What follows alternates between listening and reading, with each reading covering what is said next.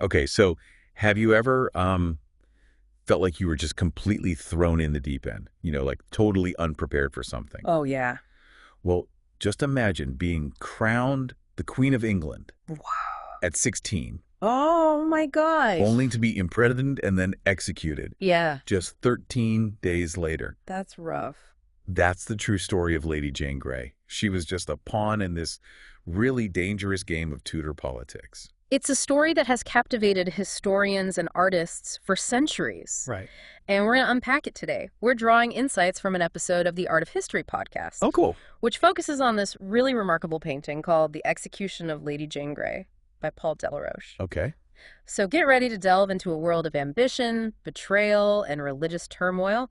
We'll explore the forces that conspired against this young woman Wow. and how her tragic fate was immortalized in art. So fascinating. And by the way, we'll learn why that whole 9-day queen thing is a bit of a misnomer. History is full of those little inaccuracies Yeah, that we need to unravel. exactly. So to really grasp the weight of Jane's story, we need to kind of set the stage first. So picture England in the 1500s. Henry VIII has just broken from the Catholic Church, Right. throwing the country into a whirlwind of religious upheaval. And that break from Rome wasn't just about theology, it was about power. Oh, okay. Henry's actions set off a chain reaction of power struggles, Yeah. shifting loyalties with life or death consequences for those caught in the crossfire. And right in the thick of it was Lady Jane Grey. She wasn't just a royal heir. Right. She was known for her intelligence and deep Protestant faith. Yes. Imagine a teenage girl in the 1500s I know. choosing to study Plato Wow. over, say, attending courtly dances. Her intellect is really remarkable, especially given the limited opportunities for women at the time, but it's also crucial to remember her lineage. Right. Jane was the great niece of Henry VIII, Okay. putting her dangerously close to the throne. That royal bloodline made her a target, He did. but also a potential puppet for those seeking to control the crown. Yeah. And when her cousin, the young King Edward VI, falls ill, things take a dark turn. He wants to ensure a Protestant successor Right. and decides to alter the line of succession. Edward's decision to bypass his Catholic half-sister, Mary, Right. created a power vacuum Oh, wow. that ambitious figures were all too eager to fill. And that's where John Dudley, the Duke of Northumberland, enters the picture. Right. So we're talking about one of those classic power grabs. Yes. Dudley saw an opportunity to manipulate the situation to his advantage. Precisely. He orchestrated Jane's marriage to his son, aiming to control the throne through his new daughter-in-law. Wow. It was a high-stakes gamble using marriage as a political chess move. And what about Jane? Yeah. Was she a willing participant in all of this? Yeah. Or was she more of a pawn? This is a fascinating question. Yeah. The sources paint a picture of a young woman who was more interested in scholarship than in politics. Oh. It seems she was thrust into this role more out of duty than ambition. So Edward VI dies, and suddenly this reluctant teenager is proclaimed Queen of England. It's hard to imagine the pressure and fear she must have felt. Her reign was incredibly short-lived, just 13 days, Oh, wow. and full of uncertainty. Yeah. While Jane was trying to grasp the complexities of ruling, Mary was gathering support, rallying the people to her cause. Right. Remember, Mary had the legitimacy of being Henry VIII's daughter, Right. and many saw Jane's claim to the throne as illegitimate. So it was a clash of ideologies as well as a battle for power. Protestantism versus Catholicism. Right. The old order versus the new. What happened to Jane's supporters? Did they stand by her? Unfortunately, no. Faced with Mary's growing strength, many of Jane's counselors abandoned her, switching their allegiance to the rightful heir. Wow. It's a stark reminder of how quickly loyalties can shift when power is at stake. It sounds like a Shakespearean tragedy unfolding in real time. It does. So Jane, betrayed and abandoned, is imprisoned in the Tower of London. What was Mary's plan for her? Did she intend to execute her from the start? It's a complex question. While Mary certainly saw Jane as a threat, she initially hesitated to order her execution. There were even attempts to persuade Jane to convert to Catholicism, which would have saved her life. But Jane refused to compromise her faith, even when faced with death. That's right. She held firm to her Protestant beliefs. Her unwavering faith in the face of such adversity really underscores her strength of character. But sadly, her story doesn't end there. Remember that simmering religious tension we talked about? Right. Yeah. It boiled over in Wyatt's rebellion. Wyatt's rebellion. Refresh my memory.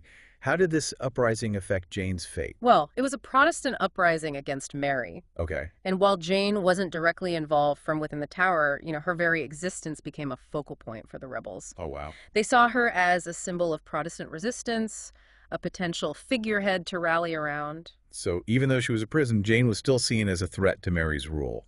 That's incredible. Absolutely, and tragically, this rebellion sealed Jane's fate. Mary, facing this direct challenge to her authority, saw no other option but to eliminate the potential figurehead of further unrest. That's heartbreaking. It sounds like Jane was caught in a web spun by others, her fate determined by forces beyond her control. That's a poignant observation, and this brings us to Delaroche's painting, which captures the moment just before her execution. It's more than just a historical record. It's a powerful meditation on innocence, vulnerability, and the human cost of political ambition. You know, when we first started talking about this painting, I imagined a scene of grand spectacle, something befitting a royal execution. But from what you've described, Delaroche chose a different approach. You're right. He depicts the scene indoors in a somber, almost claustrophobic space. Yeah. It's not the open tower green where the execution actually took place. This deliberate artistic choice enhances the sense of tragedy and emphasizes Jane's isolation. It's like he's deliberately contrasting the grandeur of her royal lineage with the stark reality of her impending death. Precisely, and look at how he uses light and shadow. Jane is bathed in a soft, almost ethereal light, her white dress symbolizing purity and innocence. Okay. Meanwhile, the figures surrounding her are shrouded in shadow, representing the forces of darkness closing in. A powerful visual metaphor. And then there's the executioner's block positioned right in front of Jane, almost like a character in the scene itself. That detail is chillingly effective. Yeah. The block, with its dark, ominous stains, is a stark reminder of the brutality that awaits, and Jane's hands reaching out almost blindly. Wow. Add to the pathos, she's searching for the block, just as she's searching for meaning in this senseless situation. It's heart-wrenching. You mentioned the other figures in the painting.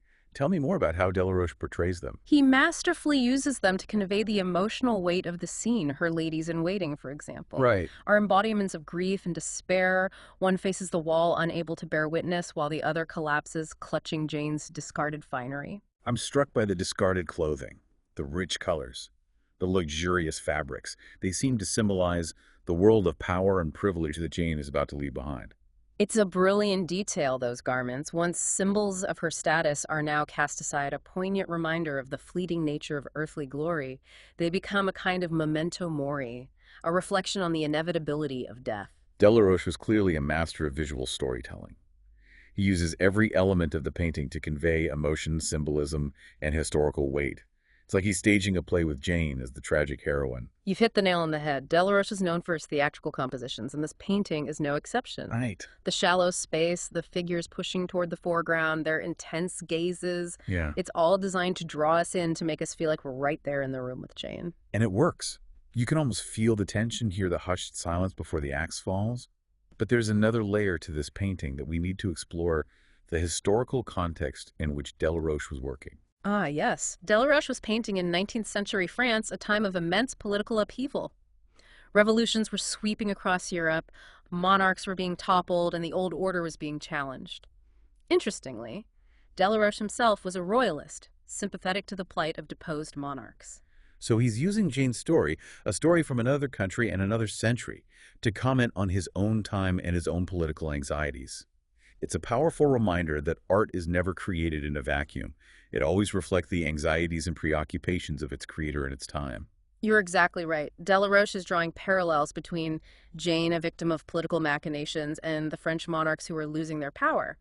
He's using her story to explore the dangers of ambition, the fragility of power, and the unpredictable nature of history. It's fascinating to think about how a single painting can contain so many layers of meaning, so many different interpretations. But I also want to go back to something you mentioned earlier about the historical sources that tell Jane's story. You said we might not ever truly know who she was. That's a crucial point to remember. Much of what we know about Jane comes from sources written by people who were involved in the events surrounding her rise and fall. They Right. had their own agendas, their own biases, and they were often trying to justify their actions or advance a particular narrative. So we have to read between the lines to consider the motivations of the people who wrote about her. It's like Yeah. being a historical detective trying to piece together clues to get a glimpse of the real person behind the myth. Exactly. And that's part of what makes history so fascinating. It's not just about memorizing dates and facts. It's about interpretation, about asking critical questions, and about recognizing that the past is never truly settled. It reminds me of what we were discussing earlier about Delaroche and his own historical context. Mhm. He was looking back at Lady Jane Grey's story through the lens of his own time and his own anxieties. It's like history is this constantly evolving conversation between the past, the present, and the people who are trying to make sense of it all. That's a great way to put it. And speaking of conversations, there's one more fascinating twist to this story, one that involves the painting itself. Oh, really? It's almost like Delaroche's masterpiece has a life of its own, mirroring the drama and intrigue of the events it depicts. You're talking about the fact that it was presumed lost for decades, Yeah. only to Yeah. be rediscovered in a dramatic fashion. It's like something out of a movie. Exactly. Imagine this 1928 London, the Thames River overflows, causing widespread flooding. The Tate Gallery, where Delaroche's painting was housed, is right in the path of the floodwater. Oh no, what a nightmare for art lovers. I can only imagine the scramble to save those priceless works. Many paintings were indeed destroyed, and for years, the execution of Lady Jane Grey was believed to be among the casualties.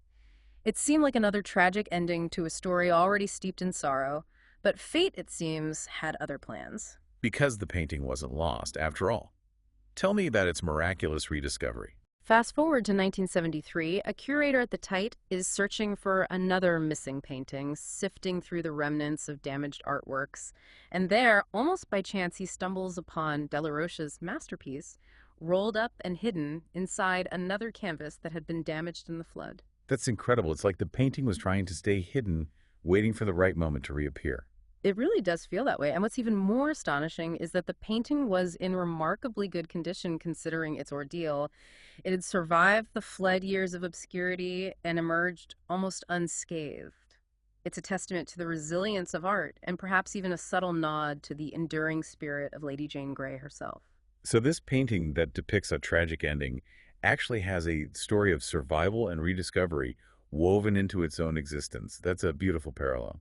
It is, isn't it? And today, Delaroche's masterpiece hangs in the National Gallery in London, a powerful reminder of the enduring fascination with Lady Jane Grey's story. But there's one final stop on our deep dive, a place that brings us face to face with the human cost of these historical events. You're talking about the memorial at the Tower of London, Yes. the place where Jane and so many others met their end. Yes, Tower Green. It's a place of quiet contemplation, a space to remember those who were caught in the relentless machinery of power. The memorial itself is simple, yet evocative.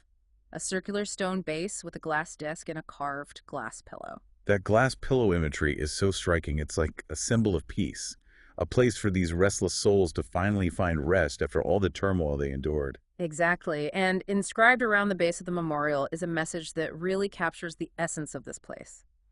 Gentle visitor, pause a while, where you stand, death cut away the light of many days. It invites us to reflect not just on the historical figures, but on the human beings whose lives were cut short, their hopes and dreams extinguished. It's a powerful reminder that history isn't just about dates, names, and political maneuvering. It's about real people with their own stories, their own loves, their own fears, and in Jane's case, is a story that continues to resonate centuries later. Her story raises timeless questions about ambition, fate, and the often cruel twists of history. It also prompts us to consider how art can preserve memory-shaped narratives and challenge our understanding of the past. So as we wrap up this deep dive into the world of Lady Jane Grey, we invite you to consider what her story means to you. What stands out? What lessons can we draw from her brief time on the throne? And how does Delaroche's painting help us connect with her on a human level across the centuries? We'd love to hear your thoughts, share them with us, delve deeper into this fascinating period of English history, and join us next time for another captivating deep dive.